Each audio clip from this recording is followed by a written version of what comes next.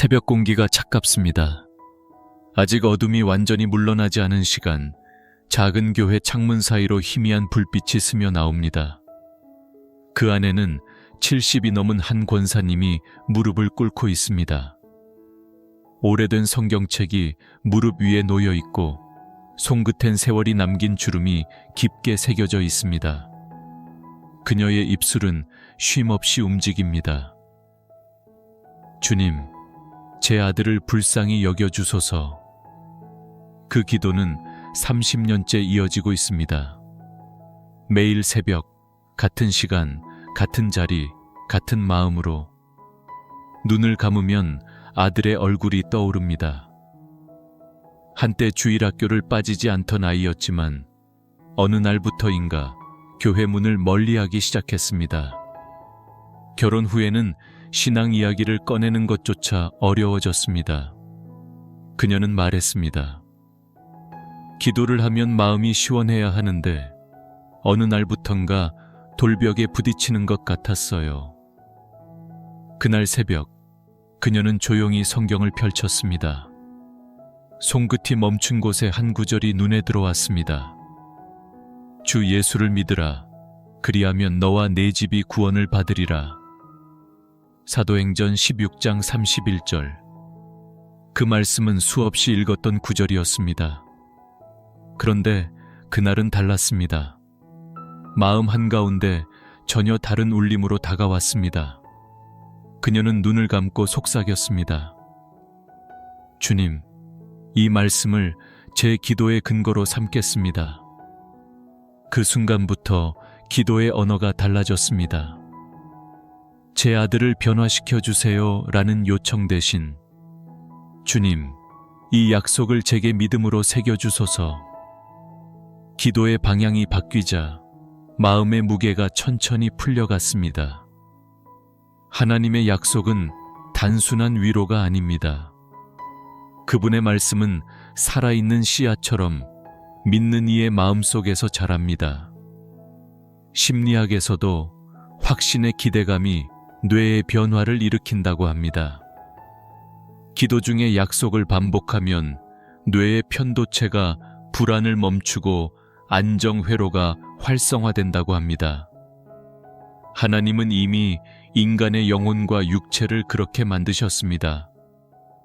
말씀을 붙드는 순간 영혼의 구조가 바뀝니다. 그녀의 내면에도 조용한 변화가 시작되었습니다. 다음 날 그녀는 새벽 기도 자리에서 이렇게 기도했습니다. 주님, 오늘은 아들이 변하기를 구하지 않겠습니다. 제가 흔들리지 않게 붙들어 주소서. 그 기도는 눈물로 끝났지만 이상하게도 마음에는 평안이 깃들었습니다. 응답이 없었는데도 마음이 가벼웠습니다. 그 평안은 설명되지 않았지만 그녀는 알았습니다. 하나님이 들으셨구나. 며칠이 지나고 그녀는 습관처럼 성경을 읽었습니다. 말씀 한 줄 한 줄이 예전보다 또렷했습니다. 기도가 말이 아니라 숨처럼 흘렀습니다. 그러던 어느 날 전혀 예상하지 못한 순간에 전화가 울렸습니다. 엄마, 주일에 시간 돼. 교회 한번 가볼까? 그녀는 말을 잇지 못했습니다. 목소리가 떨렸습니다. 그날 예배당에서 아들은 처음으로 울었습니다. 10년이 넘는 세월 동안 닫혀있던 마음이 그날 한순간에 무너졌습니다. 그녀는 조용히 고개를 숙이고 기도했습니다. 주님, 약속을 잊지 않으셨군요. 그 일이 있은 후 그녀는 매일 같은 구절을 소리내어 읽었습니다. 너와 내 집이 구원을 받으리라. 이제 그 말씀은 기도의 문장이라기보다 삶의 고백이 되었습니다. 그녀는 말했습니다. 하나님의 시간은 느려 보여도 멈춘 적이 없었습니다. 그 믿음이 그를 30년의 기다림에서 건져냈습니다. 하나님의 약속은 사람의 한계를 넘어섭니다. 기도는 상황을 움직이기보다 기도하는 사람을 새롭게 만듭니다. 아무 변화가 없는 날에도 하나님은 보이지 않는 곳에서 역사를 이루십니다. 우리가 포기하려는 바로 그 시간에 하나님은 이미 일하기 시작하십니다. 오늘의 적용을 3가지로 정리합니다. 첫 번째, 가족의 구원을 위해 기도할 때 결과보다 말씀을 붙드세요. 두 번째, 응답이 느려도 낙심하지 말고 말씀을 반복하세요. 말씀이 기도의 방향을 바꿉니다. 세 번째, 새벽의 침묵 속에서 한 문장만 고백하세요. 주님, 당신의 때를 신뢰합니다. 주님, 지쳐있는 기도의 자리에 다시 당신의 숨결을 불어넣어 주소서. 저의 기다림이 절망이 아니라 믿음이 되게 하소서. 당신의 약속 안에서 오늘도 평안을 배우게 하소서. 창문 밖으로 새벽이 밝아옵니다. 눈부시지 않은 빛이 서서히 강단 위를 비춥니다. 그 빛은 마치 하나님의 응답처럼 따뜻하게 퍼져갑니다. 그녀의 손에 들린 성경이 조용히 흔들립니다. 말씀은 여전히 살아있고 하나님의 시간은 지금도 흐르고 있습니다. 기적은 단번에 일어나지 않았습니다. 그러나 그 느림 속에서 하나님은 한 영혼의 믿음을 다듬고 계셨습니다. 기도의 자리가 절망의 자리가 아니라 약속의 씨앗이 자라는 밭이 되고 있었습니다. 사도행전 16장 31절, 주 예수를 믿으라. 그리하면 너와 네 집이 구원을 받으리라. 이 말씀은 단순한 선언이 아닙니다. 하나님이 가족을 향해 품으신 구원의 언약입니다. 기도하는 사람의 눈에는 아직 아무 변화가 보이지 않아도 하나님은 이미 말씀으로 약속의 구조를 세우십니다. 그 약속 위에서 모든 일이 자라납니다. 빌립보 감옥에서 바울과 실라는 감옥 문이 열리고 간수가 두려움에 떨며 무릎을 꿇을 때 이 말씀을 전했습니다. 너와 내 집이 구원을 받으리라. 그 순간 한 가정의 영혼이 새로 태어났습니다. 이 한 구절 안에는 가족을 향한 하나님의 구속 계획이 담겨 있습니다. 하나님은 언제나 개인을 부르실 때 그 가정을 함께 품으십니다. 한 성도가 있었습니다. 믿음 생활을 오래 했지만 남편이 교회를 떠난 지 15년이 넘었습니다. 기도해도 아무 일도 일어나지 않았습니다. 그녀는 어느 날 사도행전의 이 말씀을 성경책 표지 안쪽에 써넣었습니다. 너와 내 집이 구원을 받으리라. 그 문장을 매일 새벽마다 읽고 읽을 때마다 아버지의 약속처럼 붙들었습니다. 그녀는 말했습니다. 하나님이 말씀하셨다면 이미 길은 열린 것입니다. 그 고백은 단순한 낙관이 아니라 하나님의 성품에 대한 신뢰였습니다. 하나님은 약속을 반드시 지키시는 분이시기 때문입니다. 심리학자들은 말합니다. 확신의 언어는 인간의 뇌를 다시 구성한다고. 매일 같은 진리를 되뇌면 두려움의 신호를 보내던 신경이 안정되고 마음의 구조가 새로워진다고. 믿음의 언어, 곧 하나님의 약속을 반복하는 것은 영적 훈련이자 마음의 회복입니다. 말씀은 단순히 읽는 것이 아니라 우리 안에 새로운 질서를 줍니다. 그녀는 그렇게 15년을 버텼습니다. 그리고 어느 날 남편이 교회 문턱을 넘었습니다. 당신의 기도 덕분에 마음이 움직였어. 그 한마디에 모든 세월의 눈물이 흘러내렸습니다. 하나님의 약속은 잊히지 않습니다. 말씀은 시간을 초월합니다. 우리가 기도의 자리를 지킬 때 하나님은 말씀으로 역사의 뿌리를 내리십니다. 가족의 구원은 사람의 설득으로 이루어지지 않습니다. 말씀이 먼저 가야 합니다. 하나님은 약속을 붙든 한 사람을 통해 그 가정 전체를 이끄십니다. 이사야 45장 11절은 이렇게 말합니다. 이스라엘의 거룩하신 자가 이르시되 내 아들 일에 대해 내게 구하라. 하나님은 자녀의 문제, 가족의 구원 문제에 대해 우리가 담대히 구하기를 원하십니다. 그 구함이 말씀 위에 세워질 때 기도는 더 이상 흔들리지 않습니다. 한 어머니가 있었습니다. 아들이 교회를 떠난 지 오랜 시간이 흘렀습니다. 그녀는 어느 날 깨달았습니다. 내가 기도하고 있지만 정작 말씀 위에서 기도하지 않았구나. 그날 이후 그녀는 사도행전 16장 31절을 매일 소리내어 선포했습니다. 주 예수를 믿으라. 그리하면 너와 네 집이 구원을 받으리라. 그 소리가 눈물과 함께 흘렀습니다. 몇 달 뒤 아들은 예배자리에 함께 앉았습니다. 그녀는 말했습니다. 말씀이 먼저 가면 기적은 따라옵니다. 하나님의 약속은 우리보다 오래 살아 있습니다. 우리의 기도보다, 우리의 간절함보다 그분의 약속이 먼저 존재했습니다. 그러므로 믿음은 기다림이 아니라 회상입니다. 이미 주신 약속을 기억하는 일, 그것이 믿음의 본질입니다. 오늘의 적용을 세 가지로 정리합니다. 첫 번째, 말씀을 눈으로만 읽지 말고 입술로 선포하세요. 너와 내 집이 구원을 받으리라. 두 번째, 가족의 이름을 한 사람씩 불러가며 이 말씀을 덮어 기도하세요. 세 번째, 하나님이 이미 약속하셨다는 사실을 믿고 응답보다 신실하신 성품을 붙드세요. 주님, 당신의 말씀은 약속이며 생명입니다. 이 약속이 제 가족에게도 이루어지게 하소서.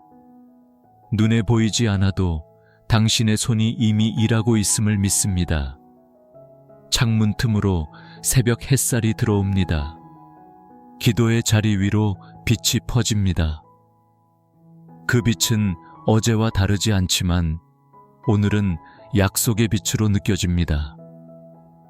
하나님의 말씀은 멈추지 않습니다. 그 약속은 지금도 살아 있습니다.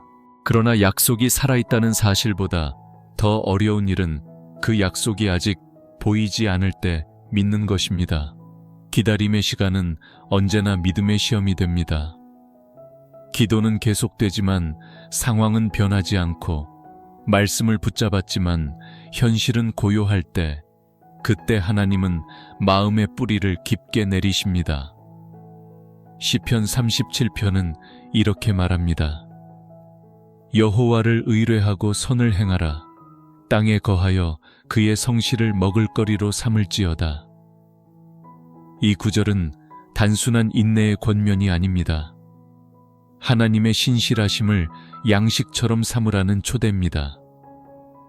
하나님은 우리의 조급함을 다스리시며 보이지 않는 시간 속에서 가장 정밀하게 일하십니다. 믿음은 기다림을 견디는 힘이 아니라 기다림 속에서도 하나님을 신뢰하는 마음입니다. 사람은 상황을 보고 판단하지만 하나님은 마음의 깊이를 보고 일하십니다. 눈에 보이지 않을 때의 신뢰가 하나님과의 관계를 단단히 씁니다. 한 권사님이 있었습니다. 아들의 구원을 위해 오랜 세월을 기도했지만 아들은 여전히 차가웠습니다. 그녀는 말했습니다. 기도를 하면서도 마음 한구석이 비어 있었습니다. 하나님이 듣고 계신지 확신이 흔들릴 때가 많았어요. 그러던 어느 날 새벽, 그녀는 말씀 묵상 중에 시선을 멈췄습니다. 하나님은 침묵 속에서도 일하신다. 그 문장이 마음을 울렸습니다. 그녀는 고백했습니다. 내가 듣지 못하는 동안에도 하나님은 아들의 마음을 다듬고 계셨겠구나. 그날 이후 기도는 애타는 외침에서 신뢰의 고백으로 바뀌었습니다. 심리학에서도 기대의 방향성이 인간의 감정을 바꾼다고 합니다. 결과를 조급히 기다리는 마음은 불안을 키우지만 하나님이 일하신다는 믿음을 품는 순간 우리의 뇌는 안정을 회복하고 감정은 평화를 찾아갑니다. 신앙의 기다림도 같습니다. 하나님을 향한 신뢰는 현실을 바꾸기 전 먼저 마음의 질서를 씁니다. 한 형제가 있었습니다. 누나의 구원을 위해 10년 넘게 기도했지만 아무 변화도 없었습니다. 그는 어느 날 고백했습니다. 하나님, 이제는 포기하고 싶습니다. 그날 밤 잠이 오지 않았습니다. 그는 무심코 창밖을 보았습니다. 새벽이 오기 전 하늘이 가장 어둡게 잠잠하던 시간, 그때 마음속에 작은 생각이 스쳤습니다. 지금이 바로 하나님이 일하시는 때다. 그는 무릎을 꿇었습니다. 눈에 보이지 않아도 믿기로 결심했습니다. 그날 이후 기도는 달라졌습니다. 결과보다 하나님과의 대화가 중심이 되었습니다. 몇 달 뒤 누나는 친구의 초청으로 교회를 찾아갔습니다. 그는 말했습니다. 기적은 내가 멈춘 순간에 이미 시작되고 있었습니다. 하나님은 기다림의 시간을 낭비하지 않으십니다. 그분은 침묵 속에서도 마음을 준비시키시고 사람의 시선이 멈춘 그 자리에서 일하십니다. 우리가 아무 일도 일어나지 않는다고 느낄 때 하나님은 모든 일이 준비되고 있다고 말씀하십니다. 기다림은 하나님의 성실하심을 배우는 수업입니다. 한 자매가 있었습니다. 남편의 구원을 위해 오랫동안 기도했지만 대화조차 닫혀 있었습니다. 그녀는 어느 날 기도 중에 이렇게 고백했습니다. 주님, 제가 변화를 바라기보다 당신의 일하심을 신뢰하겠습니다. 그날 이후 남편을 향한 불평이 줄고 그의 마음은 부드러워졌습니다. 몇 달 뒤 남편이 조용히 말했습니다. 요즘 당신이 평안해 보여. 그녀는 대답했습니다. 하나님이 제 마음에서 먼저 일하고 계시니까요. 하나님은 보이지 않아도 일하십니다. 기도는 그 일에 동참하는 통로입니다. 우리는 응답을 확인할 수 없을 때 하나님을 더 깊이 신뢰해야 합니다. 그분의 침묵은 부재가 아니라 준비의 시간입니다. 오늘의 적용을 3가지로 정리합니다. 첫 번째, 응답이 더디게 느껴질 때마다 고백하세요. 주님, 당신은 지금도 일하고 계십니다. 두 번째, 조급함이 올라올 때 호흡을 멈추고 시편 37편을 한 줄씩 읽으세요. 세 번째, 기다림의 시간을 낭비로 보지 말고 감사의 자리로 바꾸세요. 주님, 오늘도 당신의 때를 배웁니다. 주님, 보이지 않아도 신뢰하게 하소서. 당신의 침묵 속에서도 믿음을 지키게 하소서. 기다림이 지루하지 않고 은혜의 시간이 되게 하소서. 새벽에 하늘이 밝아오고 있습니다. 어제와 다르지 않은 풍경이지만 그 안에 담긴 마음은 새로워졌습니다. 하나님은 오늘도 조용히 일하고 계십니다. 그분의 시간은 결코 멈추지 않습니다. 그러나 그 기다림 속에서도 우리는 종종 영적인 긴장을 느낍니다. 가족의 구원을 위해 오랜 시간 기도하다 보면 마음 깊은 곳에서 설명할 수 없는 저항이 올라옵니다. 마치 보이지 않는 힘이 사랑을 가로막는 듯합니다. 기도가 흐려지고 믿음이 흔들리고 낙심이 마음을 덮을 때 그 순간이 바로 보이지 않는 전쟁의 한복판입니다. 이사야 49장 25절에서 하나님은 이렇게 말씀하십니다. 용사의 포로도 빼앗을 것이요 강포한 자의 탈취물도 건지리라. 이 말씀은 단순한 위로가 아니라 하나님의 영적 주권에 대한 선언입니다. 가족의 구원은 인간의 설득이 아니라 하나님의 권능의 역사입니다. 사람의 마음을 붙잡고 있는 영적 어둠이 있지만 하나님은 그 모든 얽힘을 끊어내실 수 있는 분이십니다. 한 성도가 있었습니다. 남편은 오랫동안 술에 의지하며 살았고 믿음 이야기를 꺼내면 분노했습니다. 그녀는 수년간 눈물로 기도했지만 변화의 조짐은 보이지 않았습니다. 어느 날 묵상 중에 이 말씀을 읽었습니다. 용사의 포로도 빼앗을 것이요. 그녀는 마음속에서 한 음성을 들었습니다. 너의 싸움은 그와의 싸움이 아니라 그를 붙잡고 있는 어둠과의 싸움이다. 그녀는 기도의 방향을 바꿨습니다. 남편을 향한 비난 대신 그를 묶고 있는 어둠을 향해 기도했습니다. 주님, 당신의 빛으로 이 집을 덮으소서. 그날 이후 가정의 공기가 달라졌습니다. 남편은 어느 날 문득 말했습니다. 요즘 집이 이상하게 조용하고 편해. 그녀는 미소를 지었습니다. 하나님이 싸우고 계시니까요. 하나님은 우리 대신 싸우십니다. 가족의 구원은 논리나 감정의 문제가 아니라 영혼의 해방에 관한 일입니다. 기도는 그 전쟁터에서 하나님의 권능을 부르는 통로입니다. 우리가 지치지 않고 무릎을 꿇을 때 하나님은 보이지 않는 영역에서 움직이십니다. 심리학에서는 감정적 저항이라는 단어가 있습니다. 사람이 변화를 두려워할 때 무의식이 저항의 신호를 보낸다고 합니다. 영적으로도 같습니다. 가족의 마음이 다치는 순간은 사단이 그 마음을 두려움으로 묶을 때입니다. 하지만 두려움의 반대편에는 사랑이 있습니다.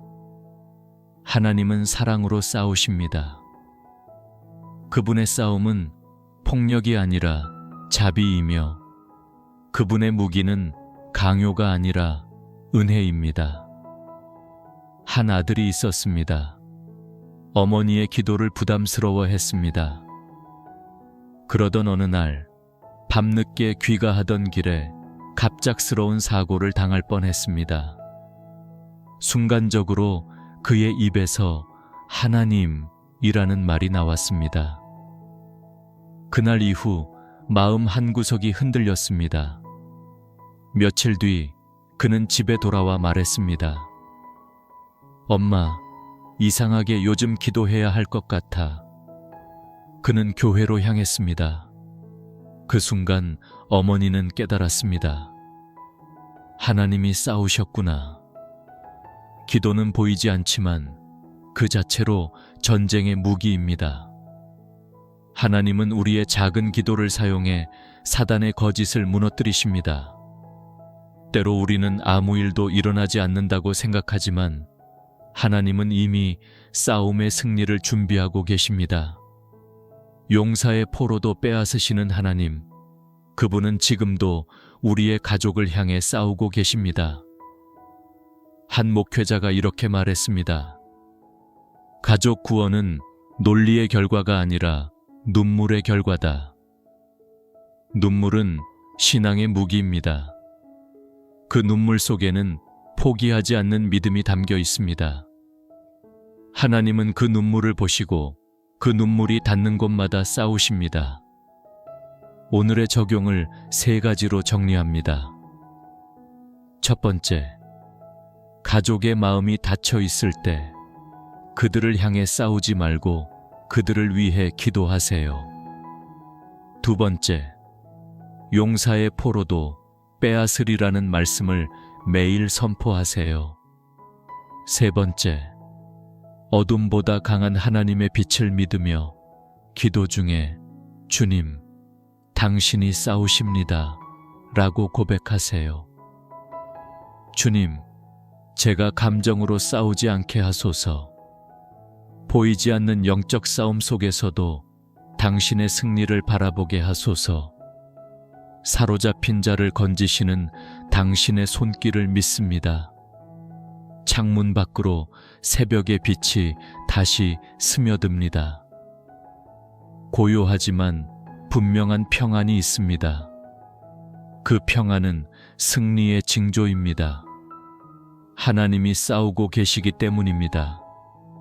그분의 손이 지금도 우리의 가정을 붙들고 있습니다. 하나님의 손길은 보이지 않지만 기도하는 자의 마음에는 분명히 느껴집니다. 그 손길은 무릎을 꿇는 사람의 심장에서부터 시작됩니다. 가족의 구원은 언제나 중보의 자리에서 열립니다. 중보는 단순한 기도가 아니라 하나님의 마음에 참여하는 영적 사명입니다. 하나님은 종종 한 사람을 세워 그 가정의 영적 통로로 사용하십니다. 아브라함의 기도로 롯이 구원을 받았고, 모세의 기도로 이스라엘이 용서받았으며, 한 여인의 기도로 자녀의 길이 바뀌었습니다. 중보의 무릎은 세상의 논리로는 설명되지 않지만 하늘의 법칙으로는 가장 강력한 전쟁의 자리입니다. 요한복음 17장에서 예수님은 제자들을 위해 기도하셨습니다. 그 기도 속에 담긴 한 문장이 마음을 울립니다. 아버지여, 내게 주신 자들도 나 있는 곳에 함께 있기를 원하옵나이다. 그 기도는 지금도 하늘에서 이어지고 있습니다. 예수님은 여전히 중보하십니다. 그분의 마음이 우리 안에 심겨질 때 우리의 기도 또한 그분의 통로가 됩니다.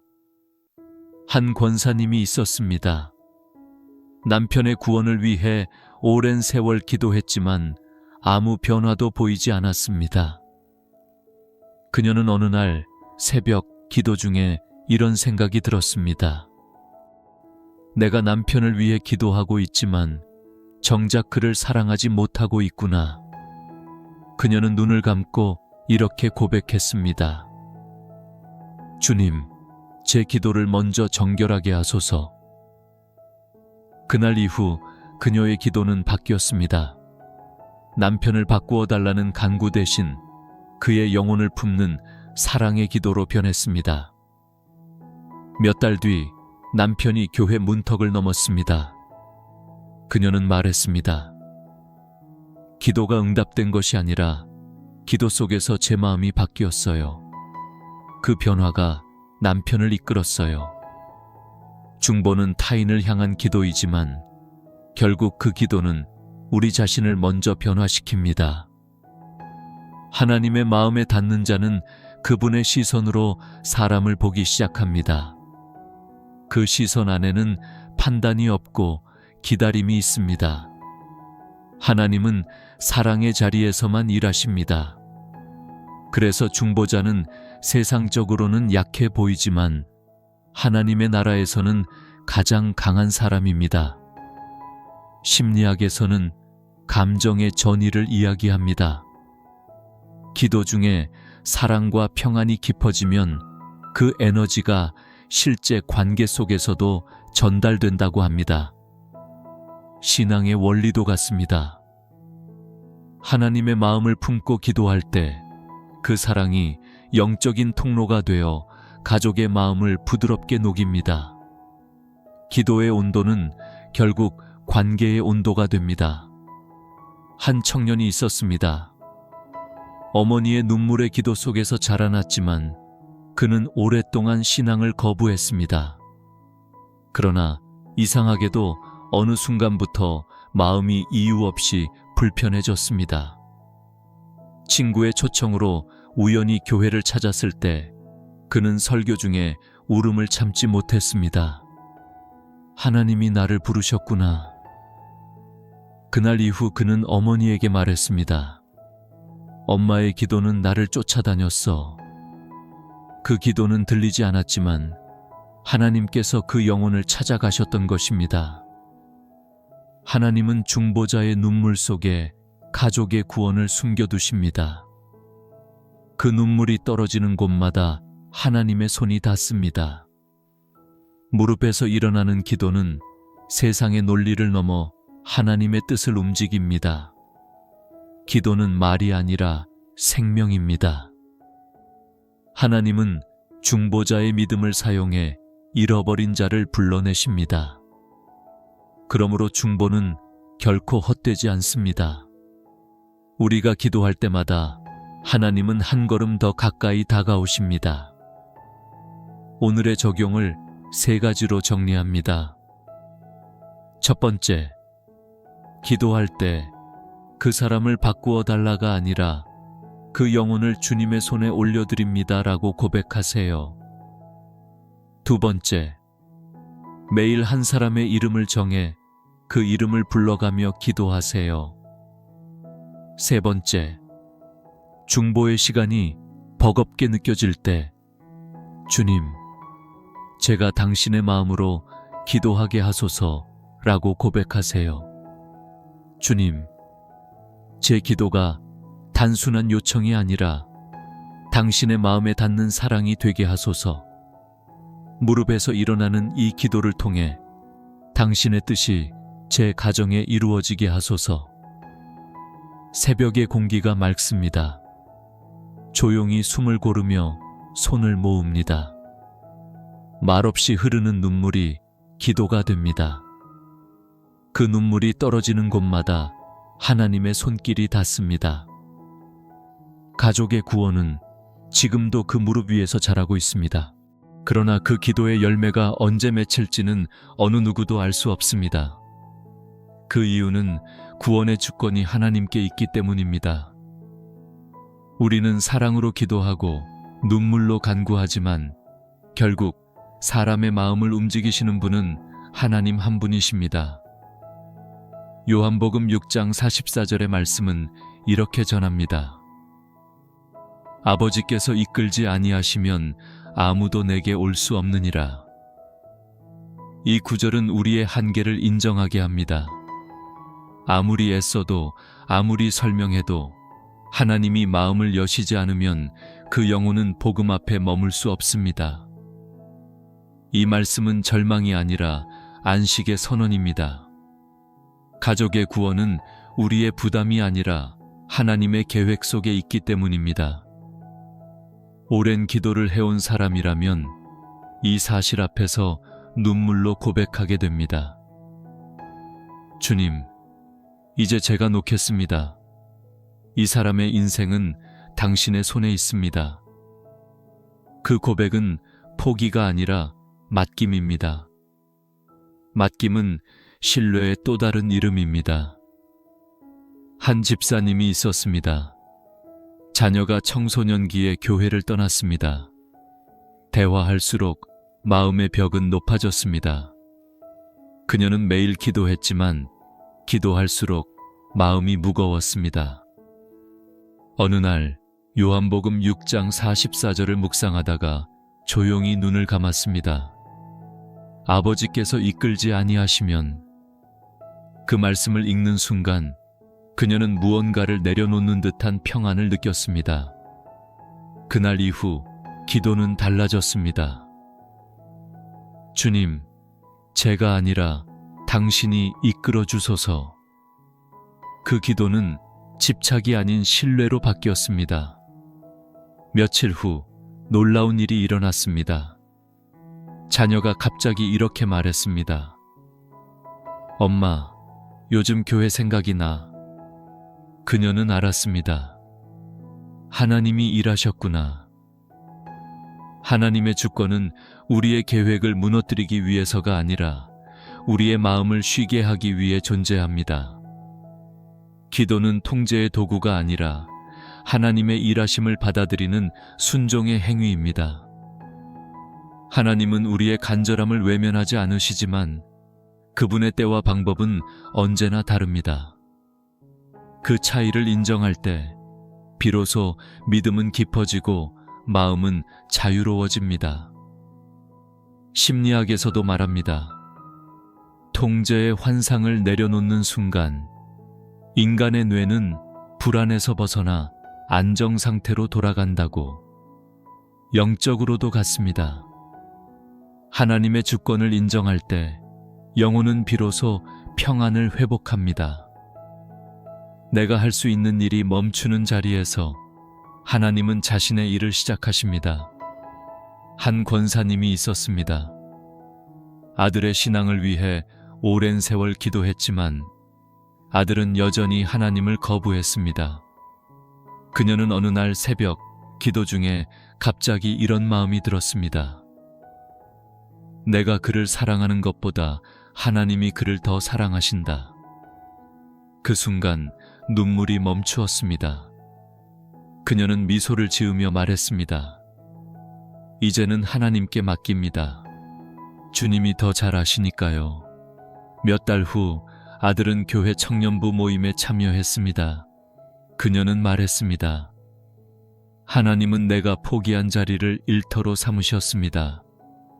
하나님의 주권은 완전합니다. 그분은 한 사람의 마음도 잊지 않으시며 모든 시간을 사용해 가장 아름다운 길로 이끄십니다. 우리는 기다릴 뿐이지만 하나님은 그 기다림 속에서 기적을 준비하십니다. 한 청년이 있었습니다. 오랫동안 믿음을 떠났다가 어느 날 갑자기 마음이 무너졌습니다. 그는 말했습니다. 이상하게 엄마 생각이 났어요. 엄마가 새벽마다 기도하던 그 모습이 떠올랐어요. 그날 그는 처음으로 무릎을 꿇었습니다. 하나님, 제가 돌아왔습니다. 그 기도는 어머니의 기도에 대한 하나님의 응답이었습니다. 하나님은 사람을 움직이는 분이십니다. 오늘의 적용을 3가지로 정리합니다. 첫 번째, 가족의 구원을 통제하려 하지 말고 주님, 당신이 이끄소서라고 고백하세요. 두 번째, 응답이 보이지 않아도 하나님의 시간표가 완전하다는 믿음을 붙드세요. 세 번째, 포기하고 싶은 순간마다 하나님은 나보다 그를 더 사랑하신다 라고 되뇌세요. 주님, 제 사랑보다 크신 당신의 사랑을 믿습니다. 당신의 때와 방법이 언제나 옳음을 고백합니다. 제 마음이 조급해질 때마다 당신의 주권 안에서 평안을 배우게 하소서. 새벽의 공기가 여전히 차갑습니다. 그러나 그 차가움 속에도 하나님의 손길이 느껴집니다. 그분이 이끄시는 길 위에 가족의 구원이 자라고 있습니다. 모든 것은 하나님의 손 안에 있습니다. 그 사실을 믿는 순간 마음은 고요해집니다. 그리고 그 고요 속에서 비로소 작은 변화의 소리가 들리기 시작합니다. 하나님이 움직이실 때 그분은 언제나 조용히 시작하십니다. 소리 없이, 그러나 분명하게. 하나님이 일하실 때 나타나는 첫 번째 징조는 사람의 마음에 설명할 수 없는 부드러움이 찾아오는 것입니다. 냉담했던 태도 속에 미세한 틈이 생기고 닫혀있던 말 한마디가 열립니다. 그것은 단순한 감정의 변화가 아니라 성령의 손길이 닿은 자리에서 일어나는 일입니다. 한 권사님이 있었습니다. 아들의 마음이 오랜 세월 닫혀 있었습니다. 그녀는 20년 가까이 기도했지만 언제나 차가운 대답만 돌아왔습니다. 엄마, 그런 얘기 그만해. 그 말이 너무 익숙해져서 이제는 포기하는 것이 덜 아플 것 같다고 느껴졌습니다. 그러던 어느 날 아들이 식탁에 앉아 조용히 물었습니다. 엄마, 요즘 교회는 어때? 그 한마디에 권사님의 눈물이 터졌습니다. 대화는 길지 않았지만 그녀는 알았습니다. 하나님이 일하시기 시작하셨구나. 그날 이후 아들은 때로 교회 이야기를 듣고 고개를 끄덕였습니다. 큰 변화는 아니었지만 그 마음의 문틈이 열리기 시작했습니다. 그 틈으로 하나님의 빛이 들어오고 있었습니다. 하나님이 일하실 때 그분은 먼저 사람의 마음을 만지십니다. 겉으로 드러나는 행동보다 보이지 않는 생각과 감정의 깊은 곳을 움직이십니다. 그곳이 변하면 삶 전체가 바뀝니다. 심리학에서도 말합니다. 관점의 미세한 전환이 인간의 행동 변화를 이끈다고. 성령의 일하심도 같습니다. 하나님은 한순간의 대변혁보다 작은 마음의 방향 전환으로 기적을 시작하십니다. 그래서 우리는 미세한 변화를 귀 기울여야 합니다. 불평이 줄어들고 대화가 조금 부드러워지고 기도할 때 마음이 이전보다 평안해지는 그 모든 순간, 그것은 하나님이 움직이시는 신호입니다. 한 자매가 있었습니다. 남편이 복음을 거부하며 오랫동안 마음의 벽을 세웠습니다. 그녀는 몇 년 동안 아무 말도 하지 않고 조용히 기도만 했습니다. 그러던 어느 날 남편이 말했습니다. 내가 요즘 이상하게 마음이 편하지 않아. 그녀는 웃으며 대답했습니다. 그건 하나님이 당신 마음에 오신 거예요. 며칠 뒤 남편은 함께 예배를 드렸습니다. 그녀는 말했습니다. 하나님은 갑자기 일하시지 않아요. 천천히, 그러나 완벽하게 움직이십니다. 하나님은 변화를 조용히 준비하십니다. 우리의 기도와 눈물은 그분이 일하시는 시간을 위한 씨앗입니다. 때로는 전혀 움직이지 않는 듯 보이지만 보이지 않는 뿌리 아래에서 이미 새싹이 자라고 있습니다. 가족의 구원은 감정의 변화가 아니라 하나님이 시작하신 생명의 역사입니다. 한 목회자가 말했습니다. 하나님은 항상 침묵 속에서 가장 큰 일을 이루신다. 그 침묵은 부재가 아니라 집중의 시간입니다. 우리가 느끼지 못할 때 하나님은 우리보다 앞서 움직이십니다. 그분은 언제나 약속을 기억하십니다. 그러므로 우리는 작은 징조에도 감사해야 합니다. 하나님이 움직이실 때 그분은 사랑의 질서로 모든 것을 다시 세우십니다. 무너졌던 대화가 다시 이어지고 다쳤던 마음이 천천히 열리고 멀어졌던 관계가 서서히 회복됩니다. 그 모든 과정은 기적의 일부입니다. 오늘의 적용을 3가지로 정리합니다. 첫 번째, 가족의 태도나 반응 속에서 작은 변화라도 감사로 받아들이세요. 두 번째, 눈에 보이지 않는 움직임 속에서도 주님, 지금도 일하고 계십니다. 라고 고백하세요. 세 번째, 변화를 강요하지 말고 하나님이 일하실 여백을 남겨두세요. 주님, 당신의 손이 움직이실 때를 알아보게 하소서. 작은 징조 속에서도 믿음을 잃지 않게 하소서. 눈에 보이지 않아도 당신이 시작하신 일을 감사로 받아들이게 하소서. 창문 밖 새벽이 밝아옵니다. 빛은 천천히 벽을 타고 올라옵니다. 보이지 않던 하늘의 색이 조금씩 변해갑니다. 하나님은 지금도 움직이십니다. 그분의 손이 오늘도 우리 가족의 마음을 어루만지고 있습니다. 그 손길은 조용하지만 마음의 깊은 곳을 흔들 만큼 강합니다. 하나님은 언제나 사랑으로 움직이십니다. 그분의 일하심은 논리보다 깊고 눈에 보이는 변화보다 오래갑니다. 마침내 그 사랑이 한 영혼을 돌려쓰는 날, 그날은 눈물이 예배가 되는 날입니다. 하나님은 잃어버린 자를 찾는 분이십니다. 누가복음 15장에 등장하는 아버지는 탕자가 돌아오기 전부터 문 앞을 바라보고 있었습니다. 그 아버지의 시선은 기다림의 시선이었습니다. 아들이 변해서 돌아온 것이 아니라 아버지의 품이 여전히 열려 있었기 때문에 돌아올 수 있었습니다. 가족 구원의 본질은 바로 그 자리, 하나님의 품에서 시작됩니다. 한 권사님이 있었습니다. 아들이 세상으로 나가 오랜 세월 연락이 끊겼습니다. 그녀는 밤마다 눈물로 기도했습니다. 주님, 제가 더는 아무 말도 하지 않겠습니다. 그저 이 아이의 마음이 당신께 닿게 하소서. 그 기도는 10년 넘게 이어졌습니다. 그러던 어느 날 낯선 번호로 전화가 걸려왔습니다. 엄마, 나야. 그녀는 아무 말도 하지 못했습니다. 엄마, 나 이제 집에 가도 돼. 그 한마디가 모든 세월을 녹였습니다.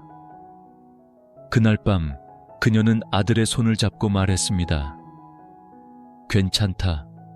하나님이 너를 지켜주셨다. 그 순간 눈물이 흘렀습니다. 그 눈물은 후회의 눈물이 아니라 회복의 눈물이었습니다. 하나님은 그 눈물을 보셨습니다. 그 눈물은 하늘로 올려지고 그분의 손이 다시 땅으로 내립니다. 그 손길이 상처를 감싸고 잃어버린 관계를 다시 이어주십니다. 하나님은 인간의 실패를 사용해 사랑의 증거로 바꾸십니다. 돌아온 아들도 기다리던 어머니도 그날 모두 하나님 품 안에서 새로워졌습니다. 심리학에서는 감정의 해소가 관계 회복의 핵심이라고 합니다. 하지만 신앙 안에서의 회복은 단순한 감정의 화해를 넘어섭니다.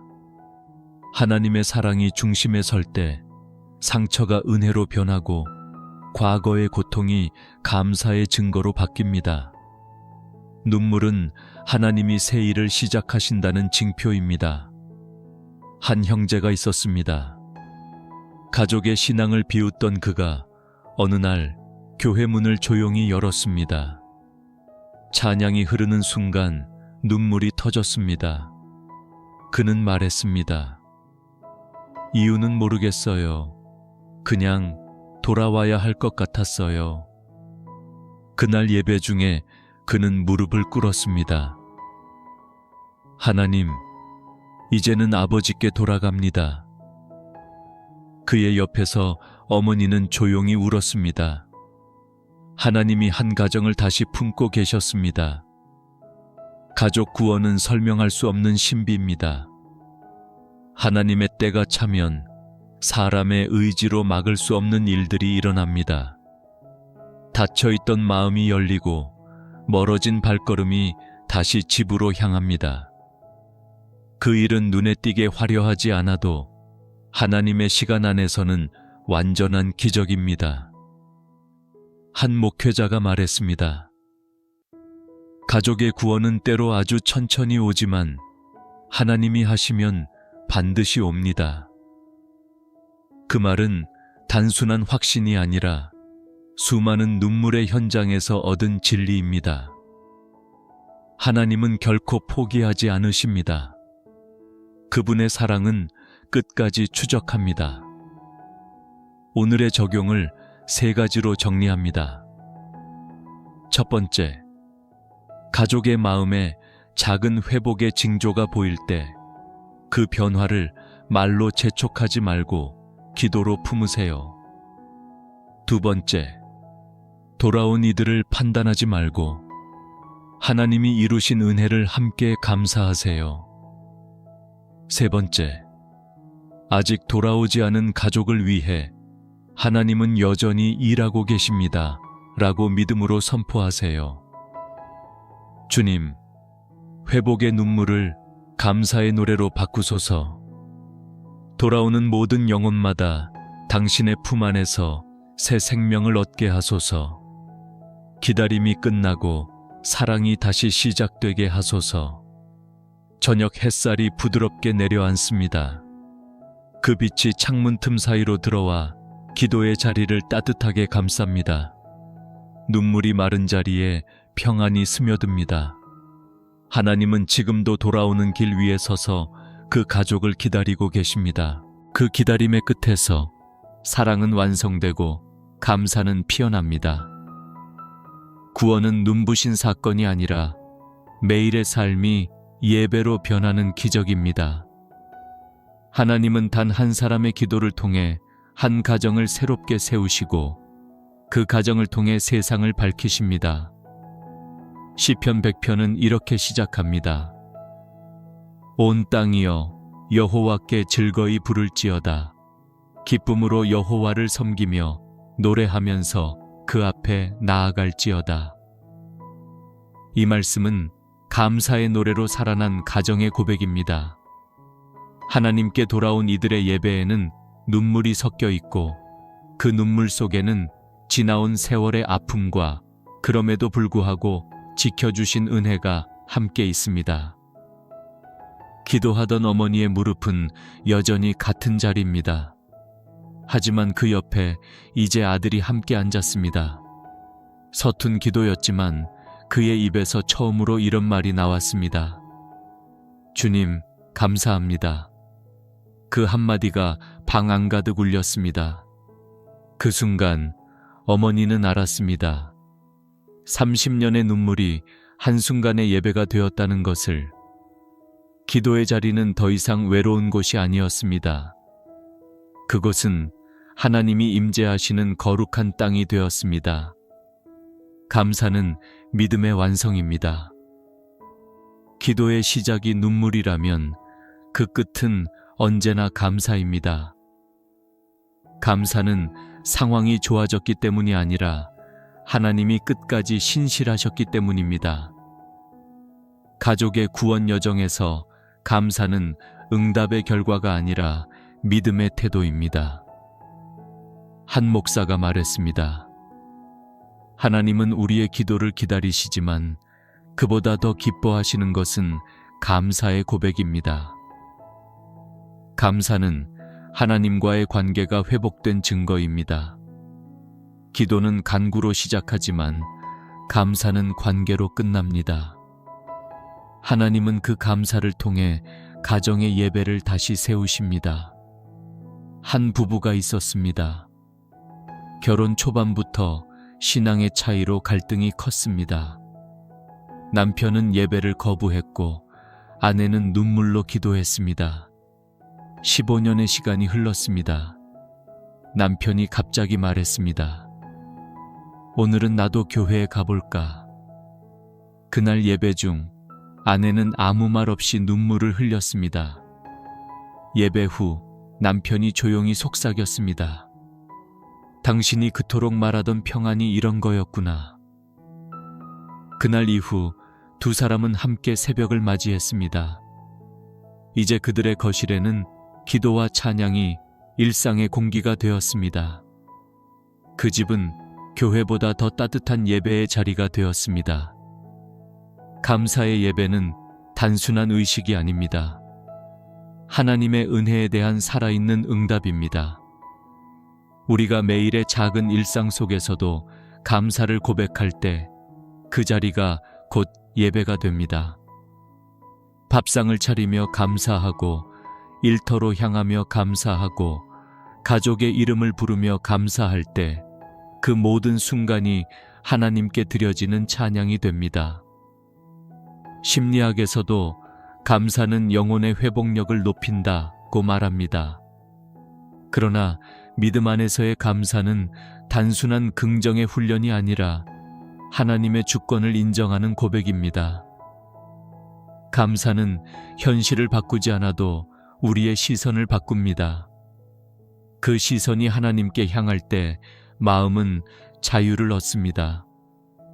한 청년이 말했습니다. 가족이 모두 하나님을 믿게 되면서 우리 집이 달라졌어요. 예전에는 서로에게 상처 주던 말들이 많았는데 이제는 감사해라는 말이 자주 들려요. 그의 말 속에는 평안이 있었습니다. 그 평안은 하나님이 주신 선물이었습니다. 감사는 영혼의 언어이며 하나님과의 관계를 이어주는 숨결입니다. 오늘의 적용을 3가지로 정리합니다. 첫 번째, 가족의 구원이 이루어진 자리에서 감사를 잊지 말고 하나님께 예배로 돌리세요. 두 번째, 여전히 기도 중인 이들을 위해 주님, 이 가정에도 감사의 날을 준비하고 계심을 믿습니다. 라고 고백하세요. 세 번째, 매일 아침 주님, 오늘도 제 가족을 당신의 평안으로 감싸 주소서 라고 기도하세요. 주님, 이제는 눈물 대신 감사로 예배하게 하소서. 가족의 구원이 끝이 아니라 하나님과 함께 걷는 새로운 시작이 되게 하소서. 우리의 집이 당신의 거처가 되게 하소서. 모든 숨결마다 주님의 이름이 노래되게 하소서. 햇살이 부드럽게 창문을 스칩니다. 기도하던 그 손 위로 감사의 빛이 머뭅니다. 한때 눈물로 젖었던 자리, 이제는 찬양이 흐르는 자리입니다. 하나님의 사랑은 멈추지 않았습니다. 그 사랑은 오늘도 내일도 우리의 가정을 예배의 자리로 부르십니다. 아멘.